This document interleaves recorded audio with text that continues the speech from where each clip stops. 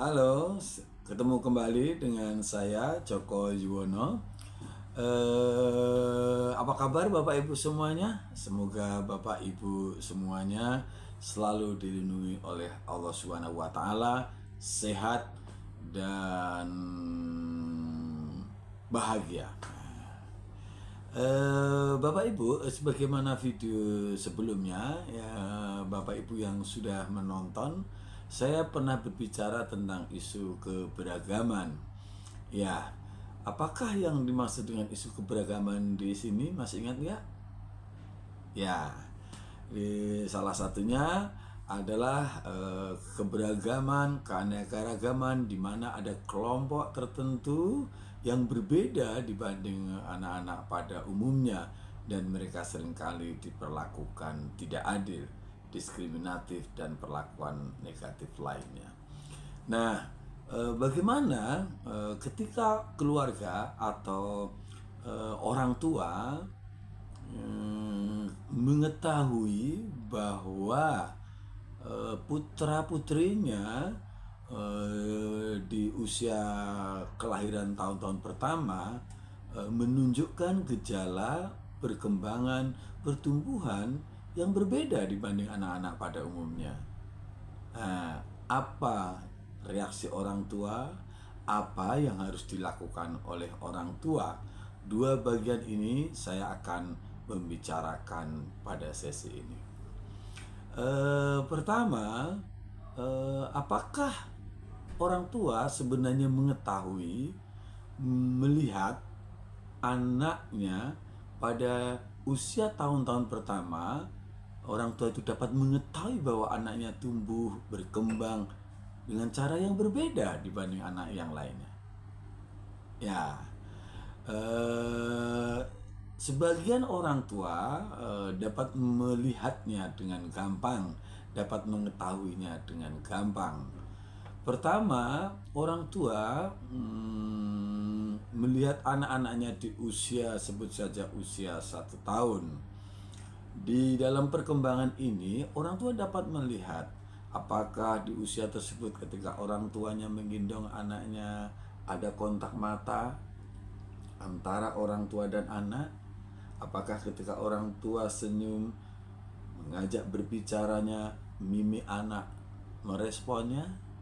Apakah anak mengeluarkan suara? Apakah anak mau meraih sesuatu benda ketika benda itu kita tunjukkan kepada anak kita? Apakah anak tengkurap? Apakah anak dapat merangkak? Apakah anak dapat berdiri? Dan seterusnya. Nah, orang tua dapat melihat pada proses perkembangan tersebut. Tentu orang tua yang sudah memiliki pengalaman mengasuh anak, sebut saja ini anak yang kedua, berarti orang tua sudah memiliki pengalaman mengasuh anak yang pertama, pada umumnya mereka lebih mudah melihat satu kondisi perkembangan anaknya.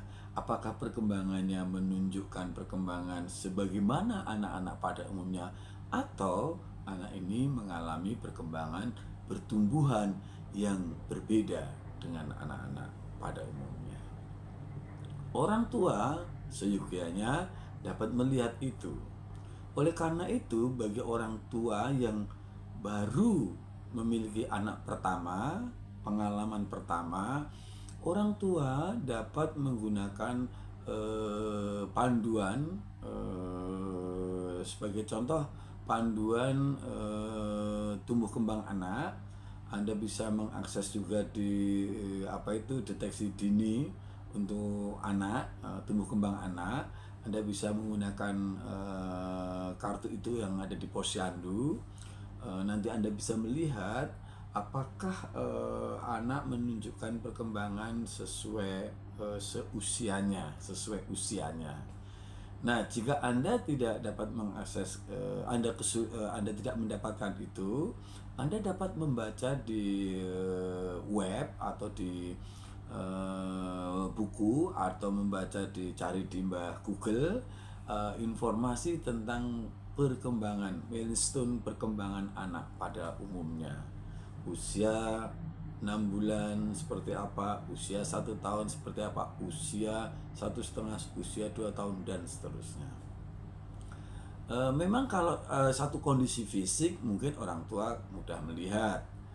Di sesi perkembangan keberagaman yang lalu saya lupa menyebutkan tentang jenis keberagaman, salah satunya adalah anak-anak dengan Down syndrome, di mana mereka memiliki satu ciri fisik yang sama sedunia, yaitu wajahnya bulat, rambutnya lurus, hidungnya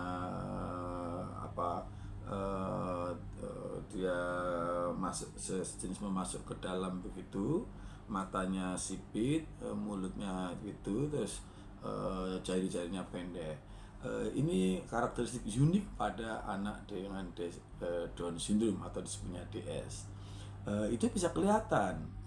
Mungkin di tahun-tahun awal sebagian tidak menunjukkan kondisi yang mencolok, tapi ketika umur 8 bulan, 1 tahun, 12 bulan, 1 tahun gitu, 1,5, itu akan menunjukkan terlihat secara fisik. Apalagi kalau bapak ibu bisa pergi mengakses dokter di puskesmas ataupun di rumah sakit atau dokter pribadinya, itu akan mudah diketahui oleh orang tua. Tapi seringkali orang tua dihadapkan satu perkembangan yang sepertinya dia memiliki perkembangan sama dengan anak pada umumnya, tetapi sebenarnya mereka memiliki masalah dalam tumbuh kembangnya. Mungkin contoh yang paling gampang, misalnya anak itu usia 3 tahun.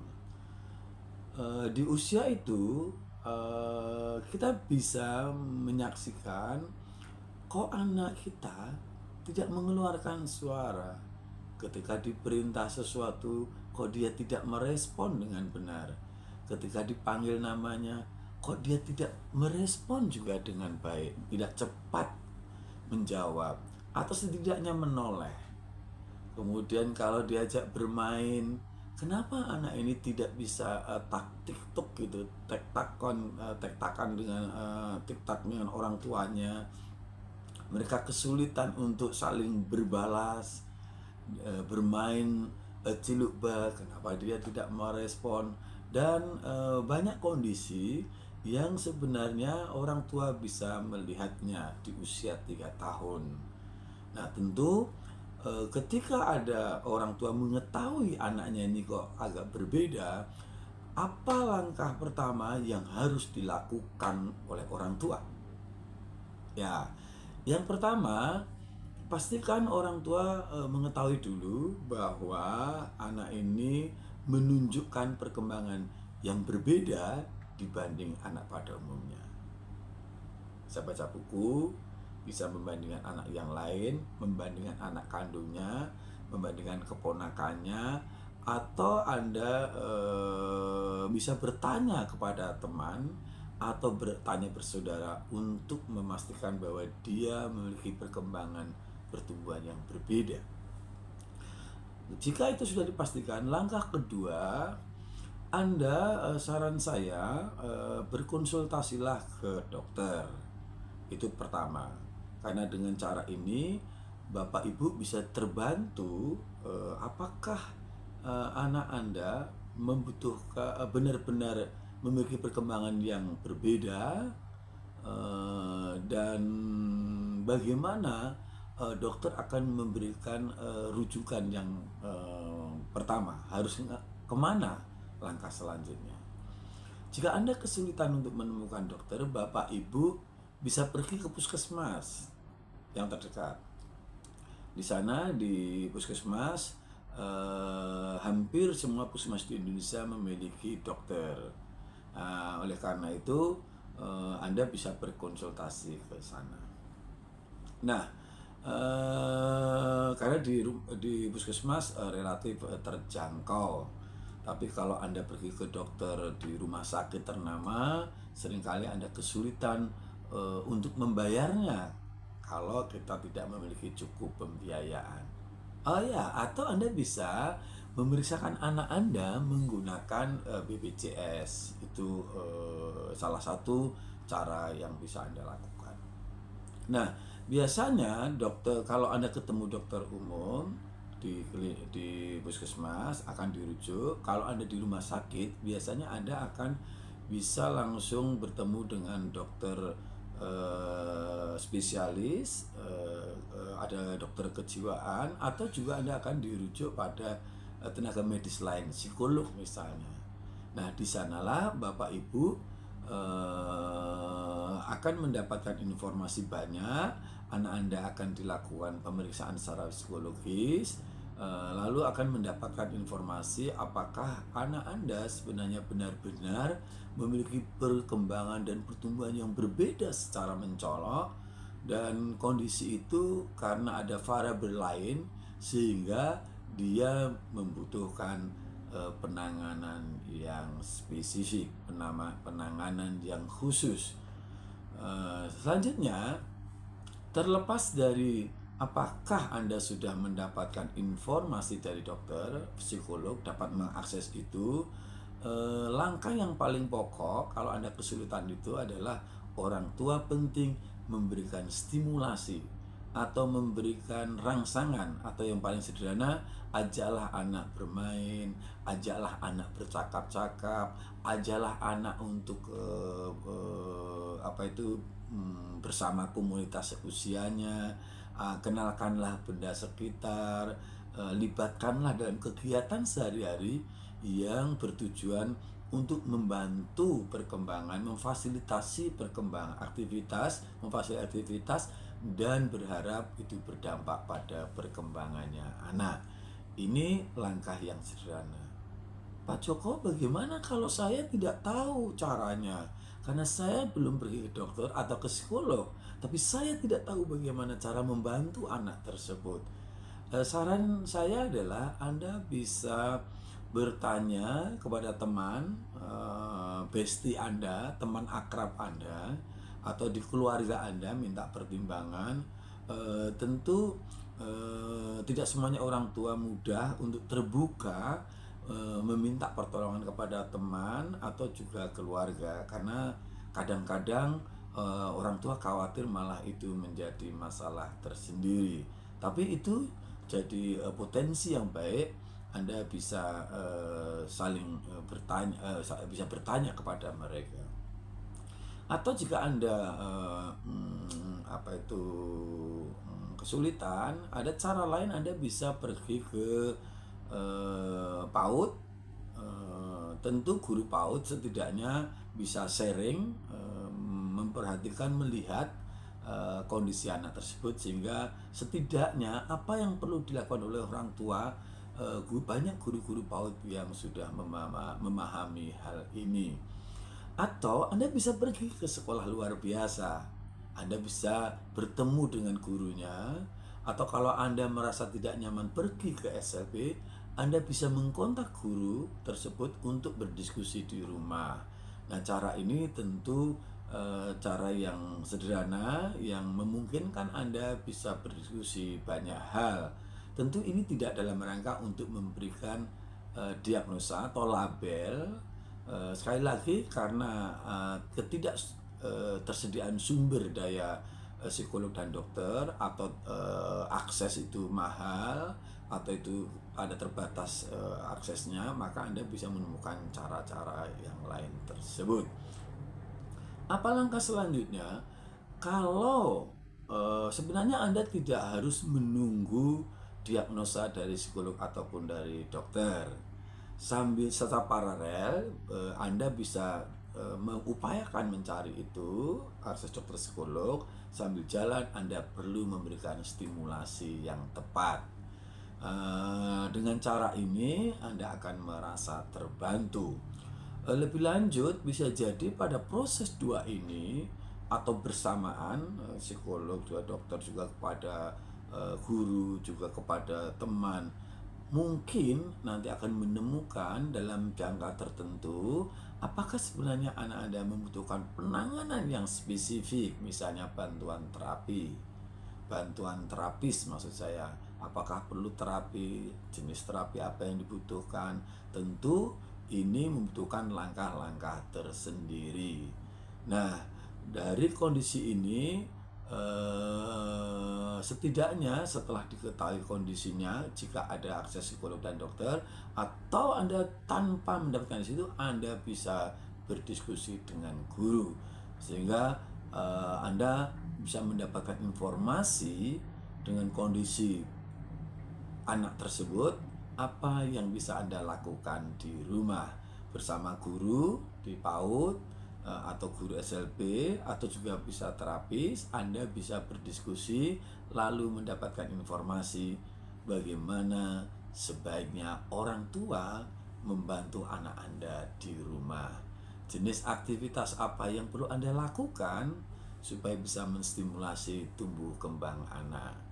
Jika dalam jangka panjang, sebut saja 6 bulan, 1 tahun, tidak menunjukkan perkembangan yang signifikan, Anda disarankan untuk secara periodik berkonsultasi dengan medis, dan juga tetap jangan lupa tetap ditangani, diberikan stimulasi, baik itu nanti berbasis di sekolah, education, pendidikan.